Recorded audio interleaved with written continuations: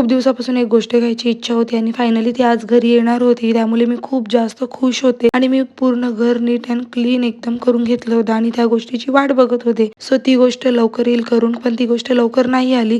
So मी माझ्या कामासाठी गेले होते, तिकडनं आले आणि बघते तर मस्त मंदिर घरी आलो. खूप छान वाटलं मंदिर बघून. मी खूप वेळ तर मंदिरच बघत होते. त्यानंतर दुसऱ्या दिवशी मी फ्रेश झाले आणि मंदिराचं काम करायला घेणारच होती. घरातली कामं आवरून तोपर्यंत एका कामासाठी मला जायला लागलं आणि ते काम खरंच माझी जिम्मेदारी आहे, म्हणून मी आधी ते कामासाठी गेले. तिकडनं आले आणि नंतर देवपूजा करायला घेतली. मस्त देवारा नीट क्लीन एकदम करून घेतला. देव स्वच्छ धुतले आणि प्रत्येक दिवस अरेंज केलं आणि देवांची पूजा करून हळदी कुंकू फुले वाहिली. सगळ्या गोष्टी व्यवस्थित केल्या. त्यानंतर देवाऱ्याला लावायला हार लावायला काहीच ऑप्शन नव्हता. सो मी ऑनलाईन हुक्स मागवले होते, ते अशा प्रकारे लावून घेतले आणि देवाऱ्याला हार वगैरे लावून घेतला आणि देवाऱ्याची मस्त अशी पूजा केली. खूप जास्त प्रसन्न वाटत होतं आणि छान वाईब येत होती.